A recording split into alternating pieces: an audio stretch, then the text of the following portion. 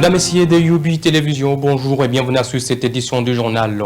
Ce journal part du territoire de Massissi où 2 personnes sont mortes et 4 blessées. Bilan provisoire d'un accident de circulation survenu sur le pont qui ira dans la cité des Saké le 10 juin 2025.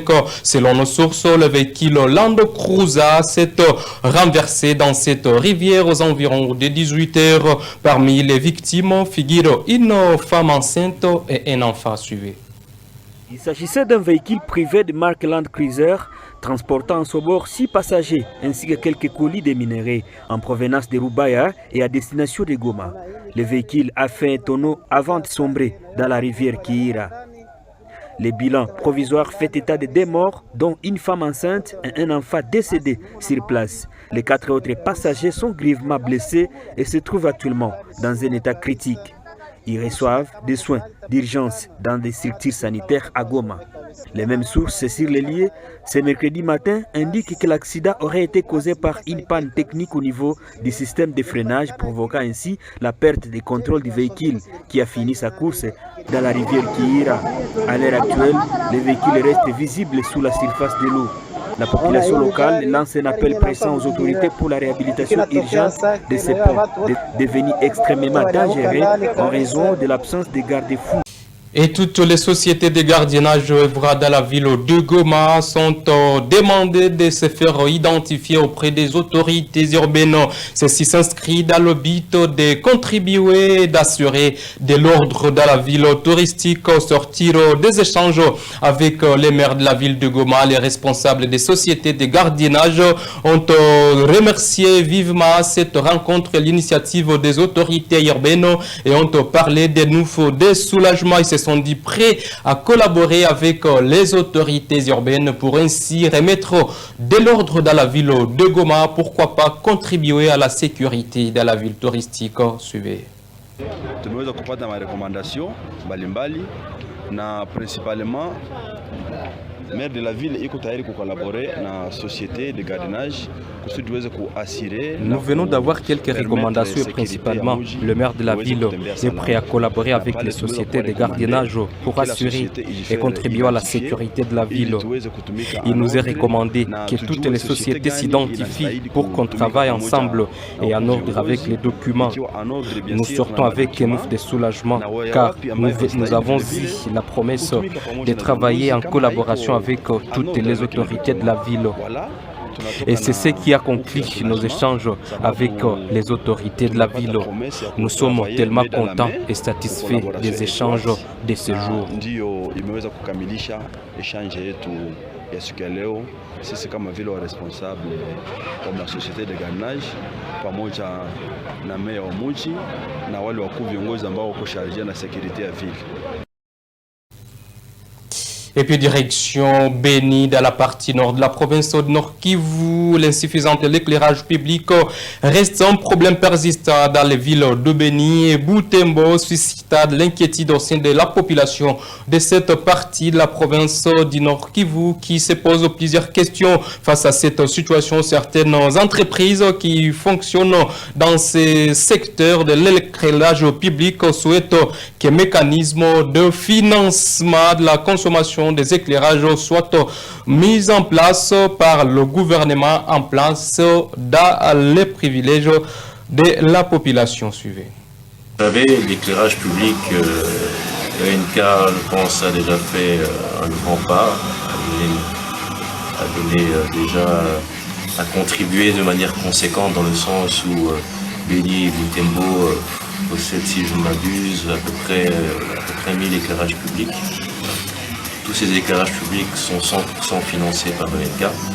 Leur consommation aussi est 100% prise en charge par l'ENK. Or, vous le savez, je pense que nous allons d'abord laisser le temps aux nouvelles institutions de finir leurs installations. Je parle ici du gouvernement pour à terme les approcher et voir quel mécanisme on pourrait trouver avec ces institutions pour financer la consommation de futurs éclairages publics. l'ENK a bien entendu le projet d'augmenter considérablement son réseau d'éclairage public mais il est important que l'on trouve un mécanisme pour financer la consommation.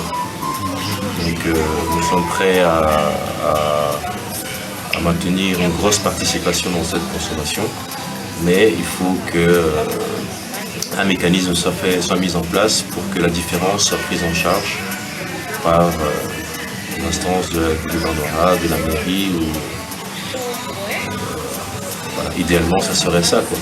Donc je pense que vous verrez d'autres éclairages publics au courant de l'année arriver, bien entendu, et on pourra en rediscuter dans les mois à venir, au moment où on aura pu discuter plus en profondeur avec les institutions de ce mécanisme en question.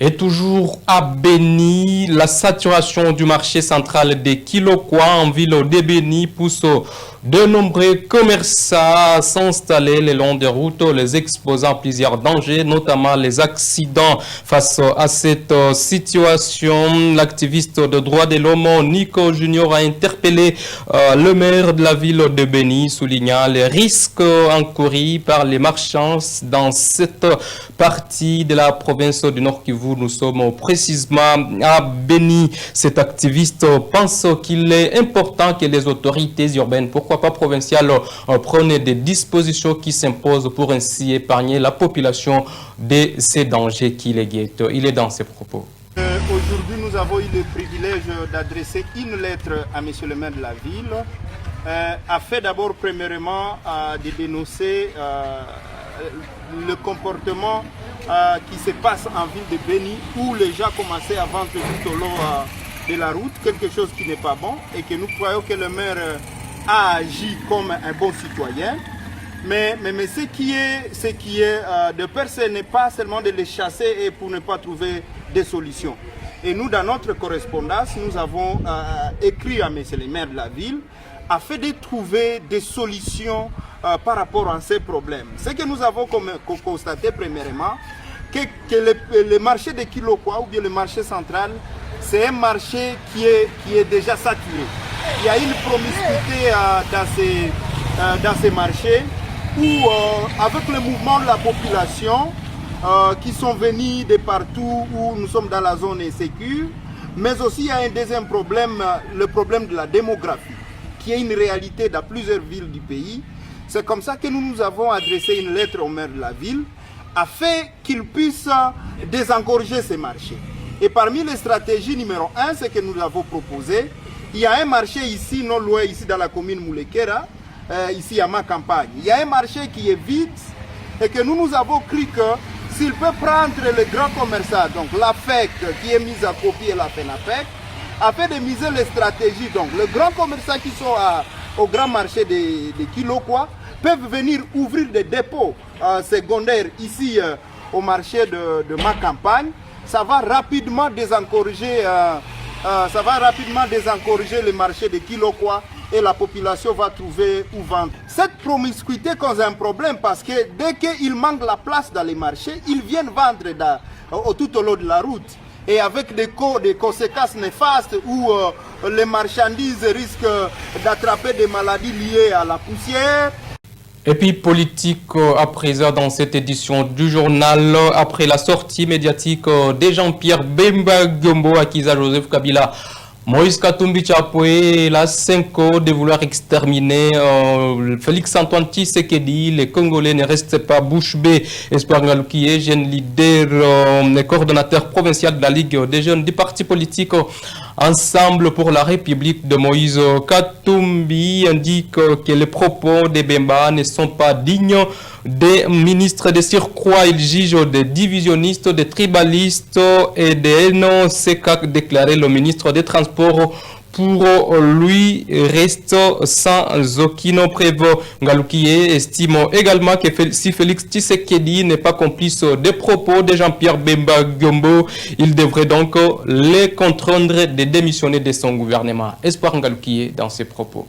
Les propos nauséabonds, mensongers, ternis de haine et de l'envie de diviser les Congolais tenus par Jean-Pierre Bemba, de c'est quoi ministre, vice-premier ministre, ministre des Transports, des voies de communication, visiblement ministre des embouteillages, et qui est aussi, on ne l'oublie pas, un ancien rebelle, un ancien prisonnier, parce qu'il a les sangs des Congolais et des Centrafricains entre ses mains. Ces propos ne sont que des mensonges. Et je pense qu'il doit tout faire pour brandir les preuves qu'il prétend avoir. Parce que tenir ce genre de propos, non seulement contre les constructeurs comme Moïse Katumbi, et aussi contre nos pères spirituels. Vous imaginez la gravité de ces propos.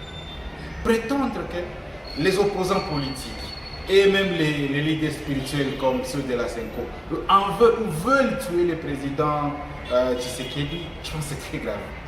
Tenir ce genre de propos sans brandir la moindre preuve. Parce qu'on sait tous en quoi est-ce que Bemba est fort.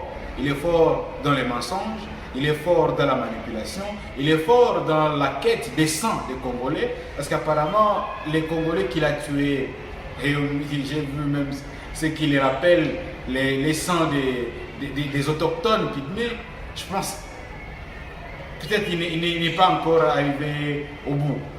Il n'est pas encore rassasié. En fait, ce sont ces genres de personnalités comme les Bemba qui ternissent l'image du Congo, qui ne veulent pas l'unité nationale, qui veulent à ce que le Congo soit toujours en guerre, soit toujours en division, soit toujours dans les mensonges. Et ils donnent l'image des politiciens comme quelqu'un qui ne sait que mentir, qui ne sait que diviser au lieu d'unir. À ce moment, le Congo a besoin de l'unité nationale. Le Congo a besoin de la cohésion nationale. Le Congo n'a pas besoin des mensonges comme ceux tenus par Jean-Pierre Bemba.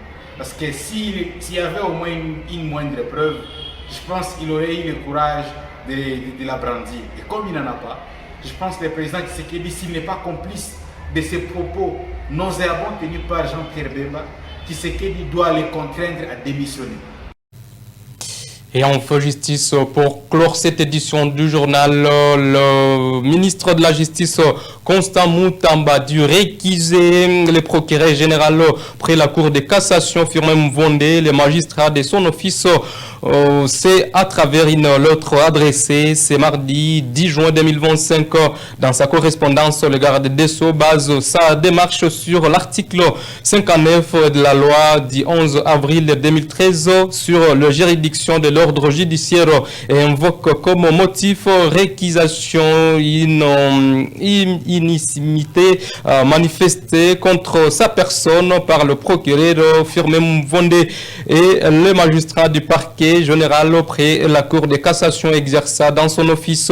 Il a donné plusieurs exemples pour démontrer cette inimitié, notamment l'intérêt personnel du procureur général qui aurait ouvert un dossier à sa charge à cause des dénonciations de ces accusations à l'étranger après avoir justifié la régularité du contrat qu'il a signé pour octroyer à la société Zio les marchés de construction d'une prison à Kisangani. Constant Mutamba a relevé plusieurs sorties d'accusations qu'il a amenées pour lesquelles il serait, selon lui, attiré la colère des magistrats. Je cite, convaincu qu'il s'agit d'un acharnement et d'un complot politique pour en finir avec un adversaire ombrageux. Je me sens en droit d'empêcher votre partialité et celle des magistrats de votre office en fait de bénéficier d'une juridiction juste et non intéressée par le magistrat d'un parquet, et c'est pour éviter une justice du règlement des comptes publics, a-t-il déclaré le ministre congolais de la Justice, Constant Mutamba. Comprenez donc que les taux se resserrent sur Constant Mutamba qui est aujourd'hui poursuivi par la justice congolaise. Mesdames, Messieurs, voilà donc ce qui vient mettre un terme à cette édition du journal. Grand merci à vous tous de nous avoir regardés de partout. Merci surtout de rester à l'écoute des programmes de Youbi Télévision pour ainsi vous informer davantage. Au revoir.